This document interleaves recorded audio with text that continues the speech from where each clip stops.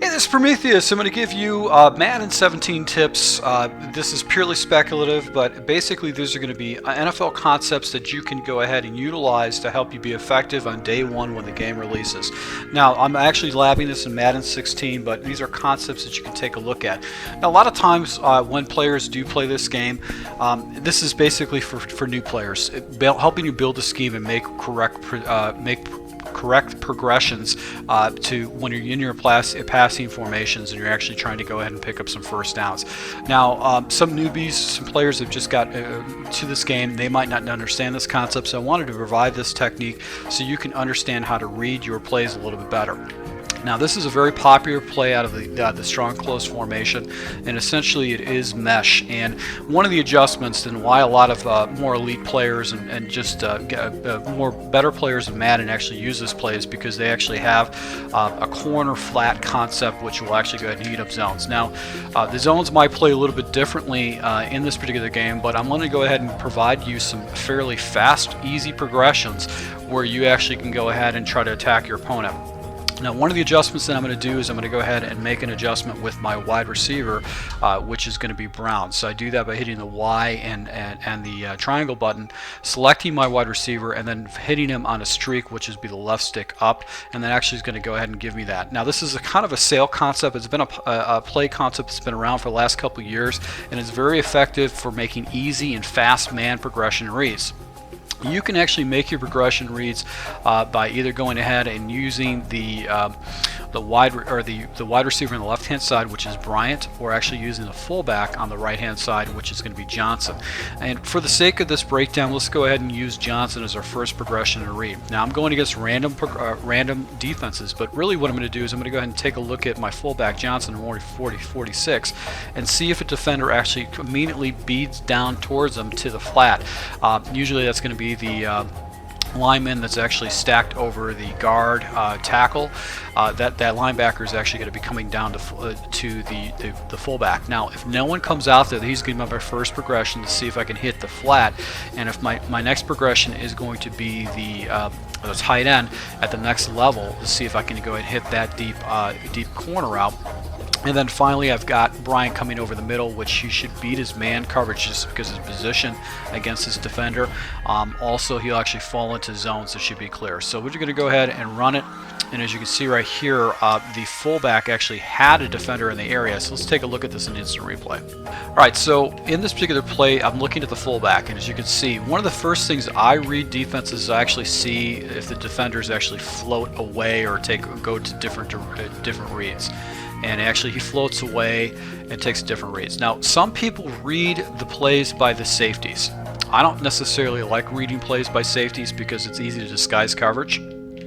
And one of the more elite players will actually go ahead and take their safeties and put them in weird different coverages to take away some reads. So I try to stay away from reading the safeties. Also, a lot of elite players actually use their safeties too, so that might not be a good read for me. But that's just my preference. So I'm going to go ahead and take my progressions for the following. I'm going to go ahead and read this fullback. Now, as you can see, no one followed him, so I'm going to go ahead and look to release, but this guy is out here in the open. Now, I decided to go ahead and check the ball down quickly because in Madden 17, they're going to go ahead and penalize you if you hold on the ball too long. You're not going to get those funky pass releases where the ball just falls out of the quarterback's hands. They're going to actually be fumbles or maybe interceptions or sacks, a little bit different from what you would have in previous Madden. So it's critical that you get rid of the ball very quickly. So because this fullback is actually getting covered by a defender, I know that this backside, I've got basically these two wide receivers clearing out a deep zone. They have to respect the deep zone.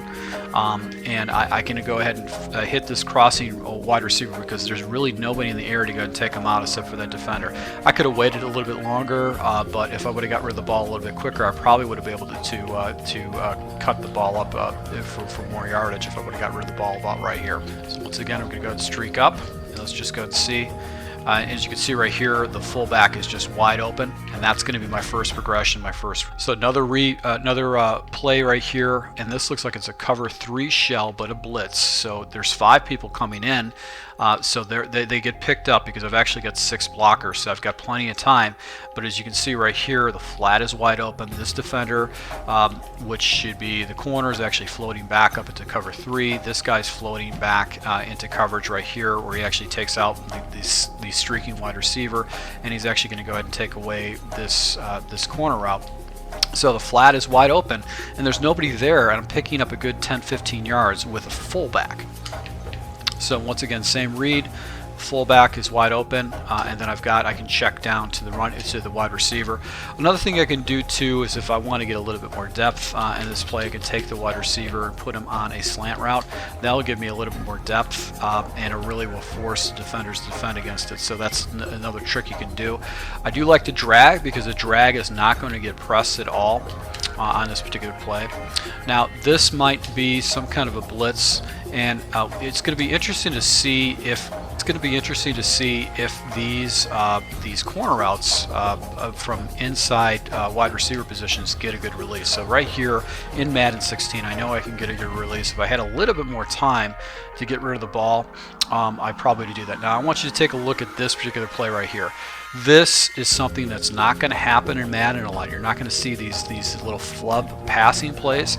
That's probably either going to be a fumble or it's going to be popped up in the air. So that's what the programmers are trying to do, is they're trying to penalize holding on the ball too late, allowing the defenses to make more blitzes. You're going to probably have to take more sacks if you want to stop from preventing any kind of fumbles or turnovers. So it's going to be frustrating to a lot of players that have had basically had the luxury of being able to go ahead and making sure they can get rid of the ball and not give the ball up anymore.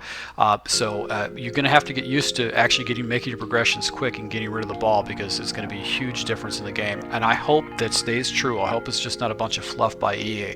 I hope that they make it so you have to get rid of the ball. You got to make quick decisions, because it's going to weed out a lot of the players that don't understand how the plays are designed and have been getting away with running around with a quarterback and doing playmaker. Also, I heard too that the playmaker feature has actually been toned down dramatically.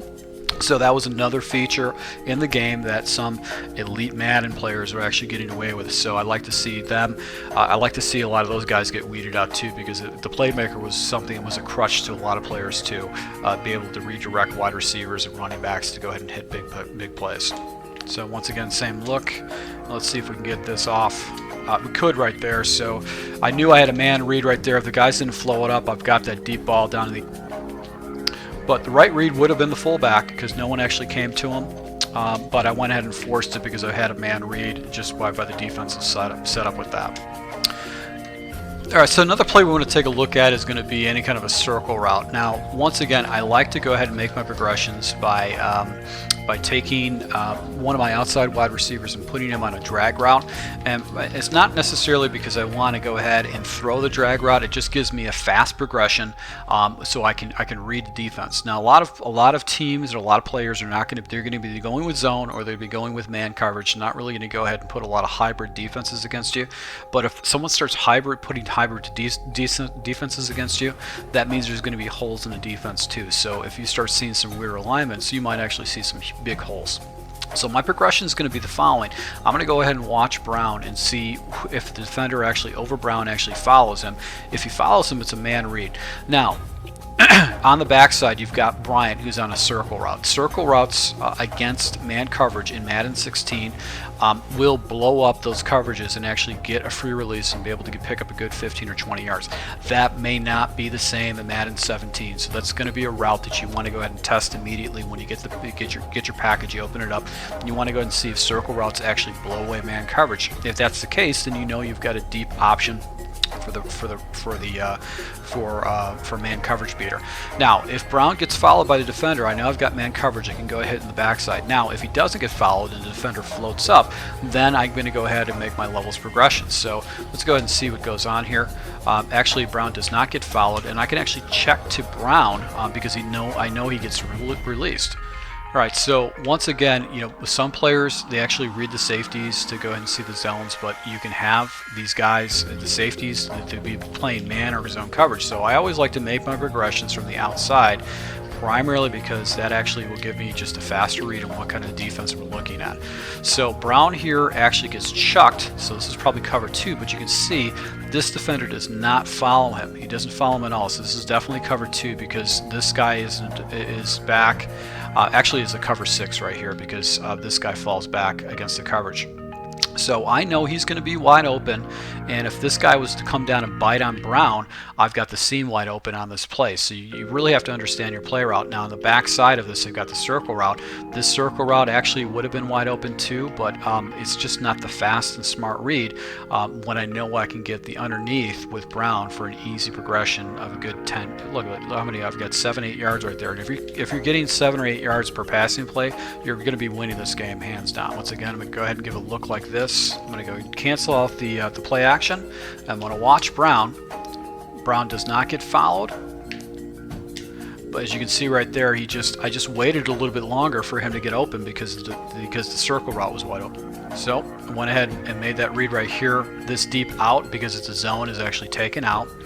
I've got bracketed coverage right here with this guy. He's actually taking away the tight end, and this guy's falling back into the tight end again. So I'm actually watching Brown. Now Brown gets a little bit of flatter release. He doesn't get bumped off the line, and I have to wait for him to clear this linebacker to go ahead and hit the ball down to him in the flat. But you can see right here, he picks up another 7 or 8 yards because I let that play develop. And as you can see, this guy's bracketed coverage in zone coverage in the backside here. So that's why I always do a drag route is usually my primary read, and then I go ahead and make my progressions from there where I know that I'm going to hit my plays next. So I'm going to go ahead and streak up my tight end, block my running back, and I've got my drag route as my progression. And no one follows a drag route, so I'm going to go ahead and just dump it down and take the easy yards underneath if it's there. This time the defender follows, and because I know the circle route right there is wide open, because it's going to be wide open because it's man coverage, and for some particular reason in Madden 16, these circle routes would just completely get this defender off his feet. Now playing defensive back in high school, he should have probably been backpedaling against this guy. I don't know why he's running man-to-man with him like that. He should have been backpedaling with him, and then anticipating. He's completely out of position. He doesn't even roll correctly. He rolls so late that circle route is wide open for an easy 15-yard pickup right there. But I'm basing my reads off of this drag route. This drag route just gets automatically released, comes across the middle, and this defender's following, so I know that any kind of a man beater that I have, even this deep out route, should probably get open. So look at the position right here with the deep out route. It's going to be interesting to see if Madden 17